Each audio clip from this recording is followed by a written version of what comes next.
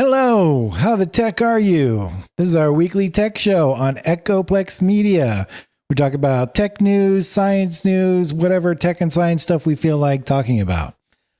I am historian Matt, and I usually talk about AI and green energy and stuff like that, but today I'm doing going back to something I've talked about before, which is crypto.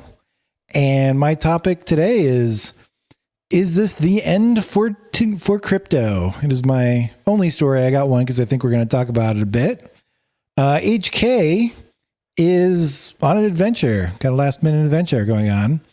Hopefully he'll be back next week. So Dave, what do you got? So I'm Dave. I'm the producer of this and all the shows on Echoplex Media. What I have is I have a story about the creator of Clippy, and then I have Elon and Twitter are just not paying their cloud hosting bills. So take it away, Matt. All right. So is this the end for crypto? What does that mean? Well, if you've been paying attention to the news, any cryptocurrency news, you'll know that the SEC is suing both Binance and Coinbase. Of course, Binance and Coinbase are the two biggest cryptocurrency exchanges in the world. Binance is the biggest one, but is not based in the United States. Coinbase is the biggest one based in the United States. Both of them are being sued by the SEC for running unregistered exchanges. Sort of, they're being sued for selling unregistered securities, I think is what the actual lawsuit says. I'm not a lawyer. Look it up if you want, all the disclaimers. Look it up if you want a little more information on that. But I believe it is, don't quote me on it, but I believe it is because they're selling unregistered securities. Separately, the SEC is also, or in addition, or whatever, SEC is also suing the CEO and founder of Binance, Changpeng Zhao, known as CZ, directly because he's been kind of like flaunting it, in front of the SEC that they've been selling all these unregistered securities. They're not based in the United States. I think they're in Hong Kong. I'm not positive on that. Probably should have looked it up, but initially Binance, as I said, it wasn't based in the U.S., and they supposedly were not allowing U.S. customers to access the exchange. But then they kind of or you could find guides and how-tos on how to use VPNs to get around any restrictions, so it look like you're coming from a different country and still use Binance. So they really weren't doing a very good job of that kind of compliance. And now the SEC is after them. Don't know what they can do being in another country, but it doesn't sound like they're going to have a good time. On the other hand, Coinbase is a little bit different. They are getting sued for selling unregistered securities, but Coinbase claims that the SEC had not released clear rules on how to register crypto exchanges and crypto assets for sales on these exchanges. So Coinbase is saying that Congress needs to pass clear rules in regard to digital assets so they can actually follow the rules and do the right thing, which is what they claim to be trying to do the whole time. That's all I got. What do you think, Dave? Do you have any thoughts on it at all? I know you're not following it as much as I am. Well, I mean, I do listen to a lot of tech podcasts, and a lot of people said they kind of knew this was eventually coming. That, some people were like openly calling for it, like Scott Galloway on the Pivot podcast was openly calling for it. And I believe Nilay Patel from the Vergecast was also calling for regulation. And instead of regulation, I guess they're getting sued. Well, I mean, it is basically regulation because they're saying that they're running unregulated exchanges and they need to be regulated, or they're not following some rules. But as I said, Binance, it's kind of weird because there's Binance and Coinbase, and they have different ideologies and different things going on. And Binance was basically saying, we don't ever want to be regulated. Don't come after us. Don't touch us. We'll do our own thing. While Coinbase, on the other hand, seemed to be trying to follow the rules and be a legal exchange in the United States, from what I can tell. I don't want to they may be saying other stuff, on their private servers. I don't know, but it definitely seemed to me like they were trying to follow the rules, and the rules were just not clear, and the SEC was not helping much. But about a month ago, Coinbase got a letter from the SEC saying, "Hey, we're about to sue you, so heads up," kind of thing, which is something they do apparently. Yeah, I don't know what the rules around it would be. Would they be regulated similarly to like the New York Stock Exchange? Yes, that's what they're supposed to be. What's supposed to be happening, and but so all the securities that are exchanged on the New York Stock Exchange or Nasdaq, they're all registered with the SEC, and they have to follow certain rules, and everything's fine, right? But crypto assets, like, they kind of came out of nowhere. They're not assets that are made through normal legal means in the United States. So nobody was really sure how to register them. And again, as I said, at least Coinbase is claiming that the SEC has not been clear about that.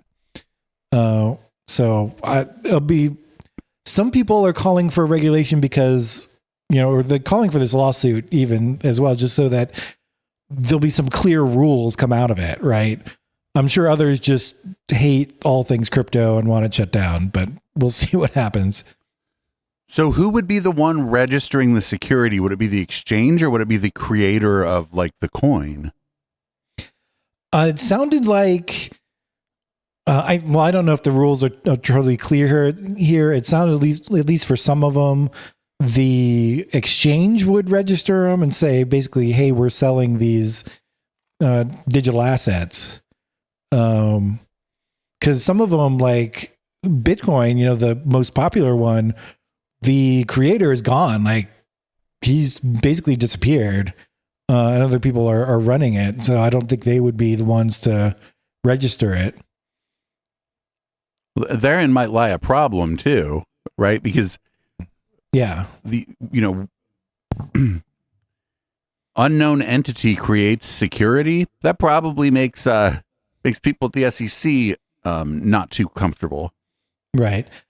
And I would agree with you, except that it's all open source. So it's all in the open. It's not like they're trying to hide anything. I don't know what it seems to be pretty safe in that respect. There are other coins definitely that are a little more sketchy. Plus, there's a lot of people. There were some exchanges, I think both Coinbase and definitely Binance, were doing like staking programs where you stake your coins, you put them somewhere to tie them up for some period of time and earn interest on them, basically. And that was definitely, the SEC had a big problem with that. Right. They're operating as a bank. Yes, exactly. And you have to be a bank to operate as a bank. You have to follow certain rules. Yeah. Yeah. PayPal ran into all that stuff. PayPal ran into some of these problems, although PayPal wasn't really, people don't just keep their money in their PayPal instead of the bank. Yeah. So I think some people do, but not many. Well, some businesses will hold a PayPal balance just because it's convenient. Yeah. But yeah. Yeah, exactly. But I think this is very much different than PayPal, right? Like, like not long after PayPal came out, like just a ton of regular people were using it to buy things on the internet. And so, like regular people aren't using Bitcoin to buy things on the internet. So, no, not usually. No. So we'll see what happens here. You know more about this than I do. Are you following the like the sort of values of this stuff? Like, was there a dip as soon as this news dropped? Oh yeah. There was a big dip in pretty much the entire crypto market. I was actually kind of surprised that it wasn't a bigger dip, because there's only like 15 to 20% drop, which sounds like a lot, but for cryptocurrency, that's like nothing. You know what I mean? That happens if somebody sneezes. Right. It's just like for seemingly random reasons. Exactly. Some big fish just sells off a lot of their crypto and can take it down 10% even. Yeah. And this is like potentially shutting down the two biggest crypto exchanges Like I would have thought that would have been like Armageddon for cryptocurrencies, right? Do you think a lot of people just like, do you think maybe more people than we might think are just kind of hold it in a personal wallet? Well, I think a lot of people are, and probably percentage wise, there's a lot more people now because it's been kind of in what they call the crypto winter for well over a year now. And a lot of the people who were really excited to be in it when it was going way up and you could, anybody could make money off of it, they're probably all gone now, either lost money or sold out a while ago. And just the true believers are probably left for the most part. Right. And I think the true believers are going to be the ones that are more likely to just have have it on a thumb drive or something. Yeah. Or mirrored on a couple thumb drives, or I don't know how people would store it. There's a thing called a ledger, which is a thumb drive that has special hardware in it to securely hold cryptocurrency. That's a common one. There's a couple of them like that, but Ledger I think is like the most famous one. Right. I mean, you could also just keep it on instead of the device itself being secure. You could secure the device by putting it in a safe deposit box, and then you could just just have it on like a regular external hard drive in that case. Yeah. Though I wouldn't trust that. Are you able to, because I don't know. I mean, I don't know that much about it. Are you able to keep duplicates of your wallet? Yeah. Okay. You could, as far as I know, you can copy it because you can copy the file. Now, if you take one of those copies and you make some change to it, either send out coins or bring them in, then you're kind of screwed. Well, no, you just have to recopy it. Basically you recopy it, but actually what you're doing is you're saving the private keys. That's what you're copying around. So right. Whenever you connect in, then that updates the actual blockchain, right? That allows you to update it with your info. But yeah, you can copy that private key around if you need to do that. Yeah. Somehow, I don't know the details on how to do that. Yeah. Well, I mean, if it ends up that the exchanges go down and it goes back to being just the true believers, I have a feeling that it won't be dead, but it will certainly stop. It will be seen as very illegitimate again. Yes. Because if people are just if the true believers are just keeping it in their own wallet, then people are just going to use it for illegal stuff. Yeah.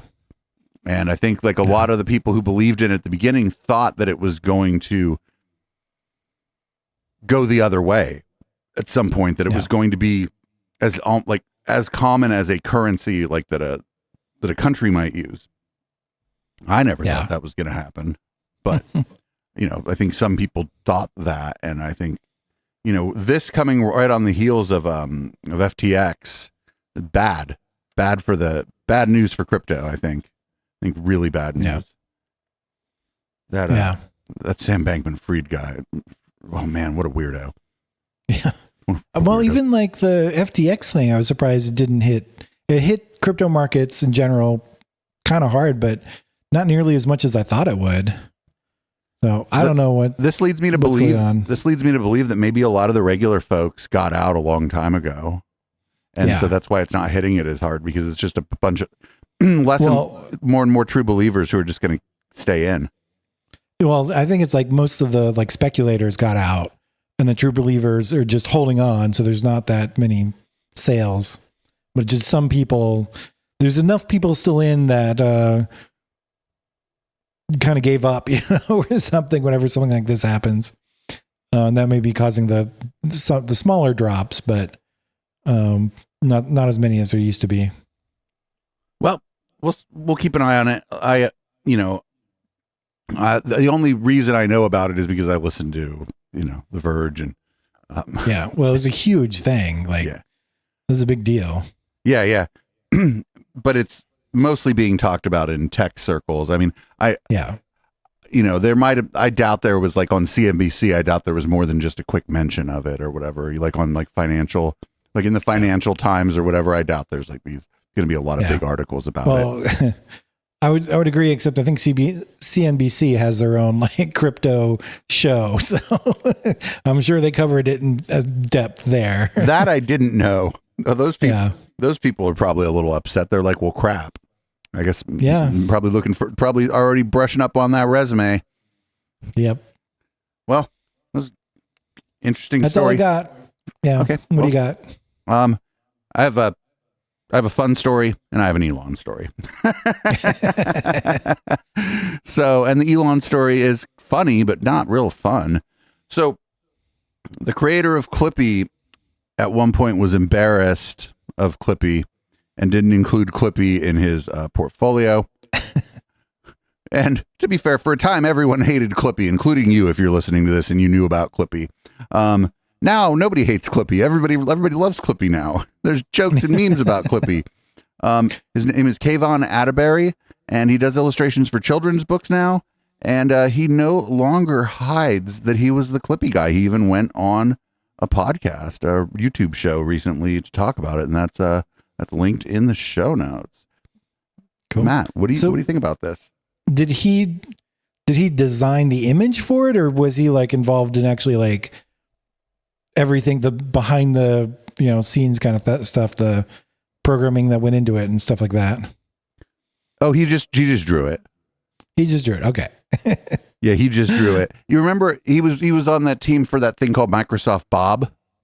Yeah. If you remember that. Yeah. So he was doing illustrations for a lot of that stuff. Okay. Yeah, because that's where Clippy came out of or something. Yeah. It was related. And obviously for a time as a designer, because everybody hated Clippy, he kept it off his resume, and now he's come back around and has embraced his Clippiness. Are they bringing Clippy back with like ChatGPT or something? I hope so. I hope they use that guy's drawing now. I hope they use that guy's drawing and cut him another check. Yeah. But they probably already, they own the intellectual property. That'd be great if they got the same guy to come back and draw like a Clippy for the modern age. Yeah. The higher resolution one. Yeah. I don't know. Has paperclip technology changed much? No, I don't think so. Good on him. I saw that. That was on the Register too. So if you're listening to this, check the article out in the show notes. People at the Register have a certain way about them. They'll stuff like this. They'll definitely kind of, their articles are a little more narrative and a little more fun, not so dry like a lot of tech news. So I guess I'll move on to my next one, and it's as is often the case, I'm talking to Elon. Elon and Twitter seem to not be paying Google for their cloud bill. So not great. Not unexpected, but not great. Prior to months buying Twitter last year, Twitter had signed a multi-year contract with Google to host services related to fighting spam and removing CSAM content, that's child sexual abuse material content. If they don't pay, their access could be cut off on June 30th, and they've also threatened to not pay Amazon Web Services. Amazon Web Services, that's not hosted on that. That's just more of the filtering and abuse stuff, right? Since this is the article that I got here is from Platformer, and the long version of it's behind a paywall. I should pay for Platformer though. Casey Newton. Good news. Yeah. Yeah. Casey Newton is a good reporter. Also would be supporting another gay guy doing content, so that'd be good. But yeah, Twitter has some of their own servers, but they do use web services, or AWS and Google Cloud for things not limited to just the filtering. I think they do some hosting on there. I think it's some of the co-location is done on AWS and Google Cloud would be my guess. Yeah. Because I am too cheap to get past this paywall. But I don't know how, I guess Google's just going to turn it off, right? If he doesn't pay. Yeah. Well, it sounds like it's from what I read, because I did read an article on this, not very in depth, but it sounded like there was a negotiating tactic. They're trying to negotiate, to pay less to Google at least on that part for their content filtering. And in the meantime, they're scrambling to set up other servers to do something similar, on the Twitter side. But I feel like it's going to be another disaster. Right. Twitter. Yeah. I don't have high hopes for any of this. I don't know. Like, the other thing is, like, I don't love no landlords, but I mean, the guy's not paying his bill. He hasn't paid for the Twitter building. He hasn't paid. Yeah. He's not paying. I don't understand how he hadn't been evicted. Like, as a business, you don't have, like, you and me and maybe in your case in Florida, the laws are probably dramatically different and shifted maybe toward the landlord. But here in California, tenants have a lot of protection. But when we had a dispute with our landlord for my business a while back, several years ago, actually, one of the times we had to move, we found out that that's not, businesses don't get those kind of protections. And I mean, that makes sense. You don't live there, right? Yeah. Yeah. So I don't know why I don't know. Maybe the landlord is just thinking that Elon's eventually going to have, maybe the landlord's just letting him stay there for for now and going to sue him.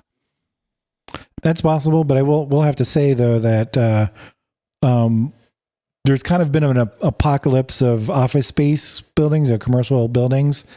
Been paying attention to this sort of thing. And it may be that Twitter's doing this specifically because they know that the landlord is probably not going to be able to fill the space with somebody else. So they're messing around, trying to get better terms or just being a-holes. I don't know. Well, I mean, but by not leaving and not not renegotiating, I mean, all that's going to happen is, like, some judge is just going to find. Yeah, eventually it's going to be a padlock on their door, right? Well, they'll get an eviction notice, but some judge is going to find in this property owner's favor, probably to the tune of several times the amount of the rent owed, right? Yeah, I would think so. Because, like, that's the thing is that, and, like, so the contract with Google is up. If they don't pay Google, Google's just going to sue them. And then some judge is going to award Google several times what they're owed or whatever. No, phone, I'm not talking to you. I mean, Google's going to cut them off first, and then that's just going to be an apocalypse. Twitter was just, all their content filtering is going to go away all of a sudden, or a good amount of it. And who knows what crazy stuff's going to be posted on Twitter then. Well, yeah, and there was another article that I didn't include that maybe I should have included a link to, and it was talking about how this their organizations that, like, monitor, like, CSAM material online, and they've said that there's been an uptick since Twitter was taken over, even though Elon Musk claims that it was the other way, that he got rid of it all. But I think when Elon Musk made that claim, he was just dog whistling to all the QAnon people, right? Yeah. But that's for another show. Yeah, I don't know. I don't love no landlord, but in this case, rooting for the landlord. Yeah. Just don't like Elon Musk. Don't know who the landlord is. Don't care. Hopefully it's a mom and pop, but I doubt it. It's probably some other corporation. Yeah. So anyway, I guess that's the show. I guess I'll go ahead and read the show out. It is it's been real and it's been fun, and it's actually been real fun. This has been How the Tech Are You? We do this every week. Usually it's actually been coming out either Wednesday. The YouTube goes out every Wednesday now. Good job, Matt. I sometimes don't get to it till Thursday because of the intellectual Dollar Tree, which, by the way, we have episode 200 of that coming up. So check us out. We're live on Twitch 5 or 6 nights a week, twitch.tv/EchoplexMedia. And you can support this project. Just go to echoplexmedia.com/support. There's a bunch of ways to do it there. And I don't know, tell a friend about your podcast. Have a great Tekken week.